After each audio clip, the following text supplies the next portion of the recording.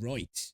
Let's watch this video from Styx. We've been reacting to a lot of Styx videos recently. Tower Fantasy gave up. I've been wanting to try Tower Fantasy and I haven't yet done so. A lot of people have said don't bother, but I still want to do it. But maybe it's too late. I don't know. Let's have a look. Tower Fantasy has officially given up. They've thrown in the towel. They've decided, you know what? Nobody wants to play our game. So let's just go ahead and make an entirely new one. Let's utilize. Okay, so the game's not done. He's not getting any updates, I guess.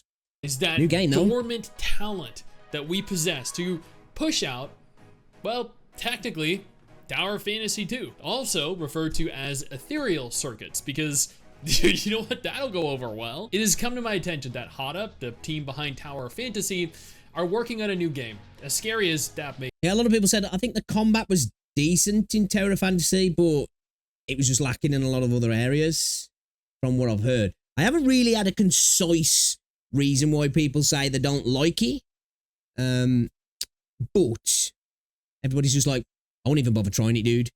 But I'm gonna. I don't take advice well. Maybe likely shifting their attention and their focus.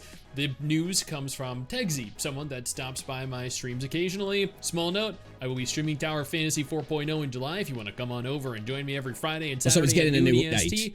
Tegzy, though, he's a genuinely nice guy from the interactions. Maybe he's worth checking out before that then. New game from TOF dev Hotta called Code YH Ethereal Circuits.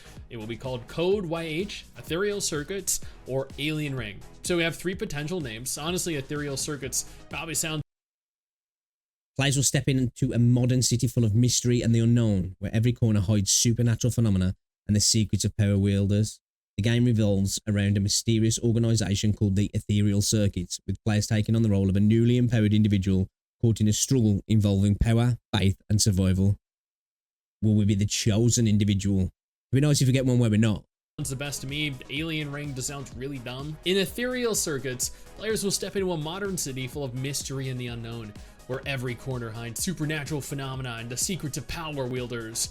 The game revolves around a mysterious organization called the Ethereal Circuits, with players taking on the role of a newly empowered individual caught in a struggle involving power, faith, and survival. This definitely does seem cool, but at the same time, let's be honest here, Tower Fantasy's story was so bad, I really couldn't imagine the same studio wouldn't struggle making a coherent thought, let alone an entirely new game. Unless they hire new writers, which they very well might do. Game features include free exploration, a vast city map for players to explore freely, uncovering hidden tasks and secrets. So a city, not an entirely open world like Tower Fantasy. Maybe they plan on expanding outside of the city. I guess only time will tell. Supernatural abilities system, players can unlock. It says free exploration though, a vast city map. That doesn't necessarily mean it's not open world. It just means it's set within the confines of a city. There's plenty of games that are city, town based that are open world. What's up, Sutter? So it doesn't necessarily mean it's not open. It doesn't say open world though, just say free exploration. So maybe it'll be a little bit more linear or zones potentially. But you know, still will be open. I wonder how that'll work though, because will it be on? Because is Tower Fantasy on mobile? I don't even know. How will that run? Especially if it's quite vast and open. Can upgrade various superpowers from telepathy to elemental control, each with its own unique gameplay and strategies. This actually does sound very cool. If Tower Fantasy did absolutely anything right, it was its combat, it was its gameplay. It felt at least. See, that's what I heard people say. The combat was good, or at least decent. But I just like I said, I never really got a concise reason why Tower Fantasy wasn't good. But like I say again, people were just like, yeah, don't bother, bro. Don't do it. For its time, fairly polished. Nowhere close to Wuthering Waves currently, but it is still a considerable step above what was available a couple years ago. Urban life. Experience urban life from daily work to social activities where player choice influences character relationships. From daily work, what's the daily work going to involve? I hope that's not too monotonous, and it has to be daily activities as well. Story development. So what I'm hearing here is Project Mugen or Zenless Zone Zero.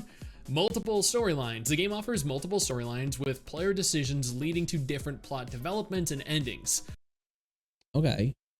Plot development and endings. So it's not a gacha game? Because I suppose you could still have wrap a story up within a gacha game, I guess, but multiple different endings, plot developments. I wonder how true that will actually be, because that's one thing that so many games say that's a thing that's going to be within the game. You know, we're going to have branching storylines, your choices matter, and then it turns out, no, they fucking don't. I struggle to believe that is going to be an effective way of storytelling for a potential gacha game with Hotta's level of talent. It will probably just ultimately lead to minor changes in dialogue. Fashion elements. Clothing and accessories in the game follow fashion trends, allowing players to create personalized character images. And here is the end game loop. Fashion, which will no doubt be locked behind gacha if the Okay. That's kind of lame. characters themselves are. Cool to have, you know, customizable skins, clothes, all that stuff, but that would be a lame endgame. Hey, let's go play dress up. Supernatural showdowns. Engage in battles with other empowered individuals where strategy and skill are crucial.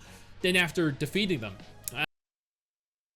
So when it says other empowered beings, so I guess that's within the story. I was thinking, could that be alluding to PvP? Because Terra Fantasy's got PvP, hasn't it? I think it's even got like a Battle Royale mode, if I'm honest. After winning your 50-50, they'll be significantly weakened when they join your team, and you can subsequently play as them, because that's just, that always happens in RPGs, right? The goddamn villain plot armor. Secret organizations. Join or oppose different empowered groups, each with their own goals and beliefs. This could also be kind of fun as well. A faction-based system is a great addition to the game, but it would also need to be a that shows to me where they're probably leaning in, because once again, never played Terra Fantasy, but I think it's got gacha elements, hasn't it? But I think it leans more into, and it's got more MMO aspects, hasn't it, than like Genshin and Wuthering Waves, which are just straight up solo or co-op games.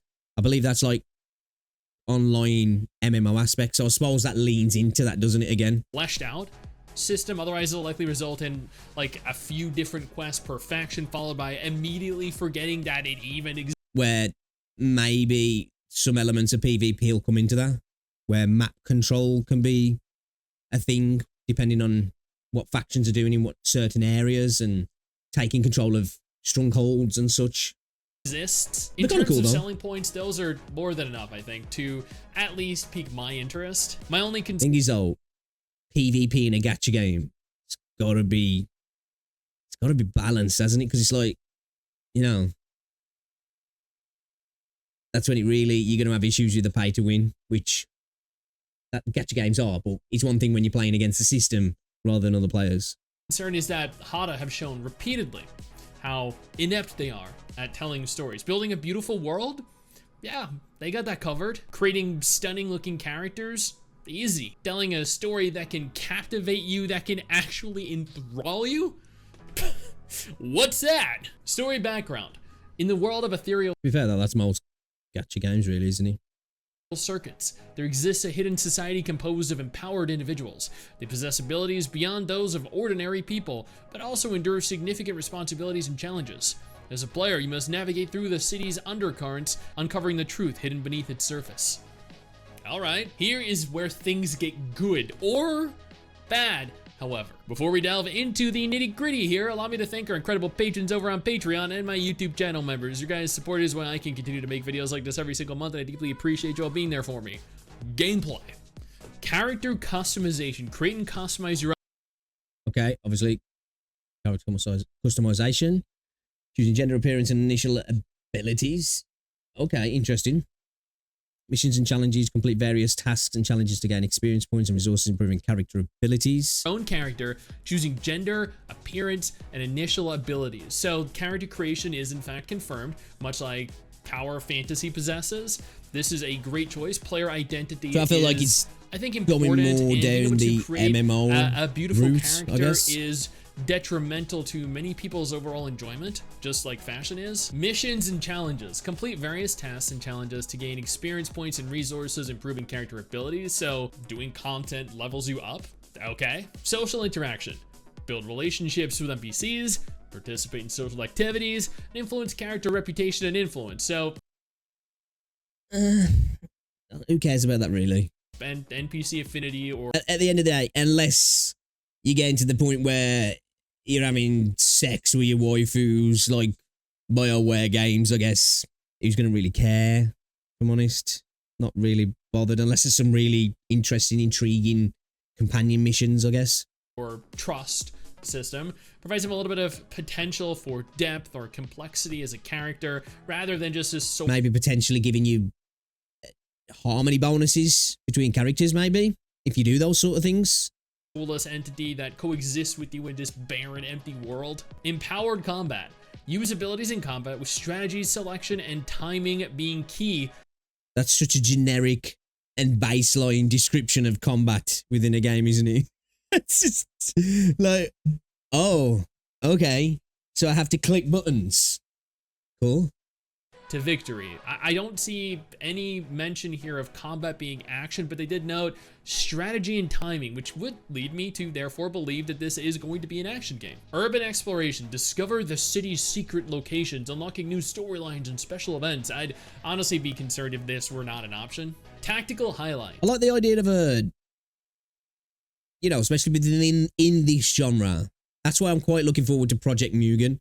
I like the idea of a sort of a modern kind of pop punk setting. Realistic rendering. Utilizing the latest graphical technology to create realistic urban environments and character models. Tower Fantasy looked great for its time. Again, comparably to Wuthering Waves right now, it looks like it could potentially have been made over a decade ago. But I'm looking forward to, nonetheless, seeing what they can do with this. Physics engine. Physics engine, realistic physics feedback for more vivid battles and actions. Yeah, that's why the physics are going to be there, aren't they? You know what that's there for? All them titty jiggles. Realistic physics feedback for more vivid battles and actions. Realistic physics, that right there has my interest peaked. AI system, intelligent NPCs with their own behavior patterns and emotional responses. So that's they're cap. Still just gonna stand around doing absolutely nothing other than occasionally just falling through the ground. Whenever I hear developers saying stuff like that, I'm just like, that's just cap. You just know it's just gonna be cap. It's BS. Gotcha. Suitable for players who enjoy exploring and discovering secrets. I feel like that is most of us. So that makes me think it's got to be sort of semi-open world then. They could be just talking bollocks. But have an interest in supernatural phenomena and abilities. Yeah, I want to see floating waifu booba. Totally. Like role-playing and story-driven games. Yeah, just not from Hotta. They really could not tell a coherent story if someone from the most prestigious game development studio placed a script in their lap and told them, all you need to do here is just follow the script. They would still find a way to fuck it up. Seek freedom and rich customization options in gaming experiences. I can't comment on that because I haven't played Tower Fantasy or any of their games, so I don't know if the stories are trash. I definitely see happening. Honestly, Tower Fantasy isn't a bad game. I've never said it was an objectively bad game.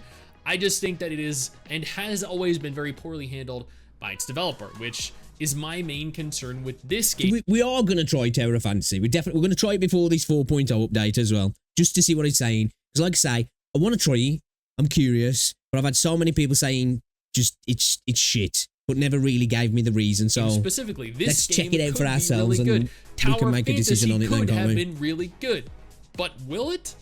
Debatable. Now, if neither of these games are of any interest to you, though, absolutely no problem. I got you covered. 2 different videos on screen right now that might be more up your alley. Always does some weird shit, man.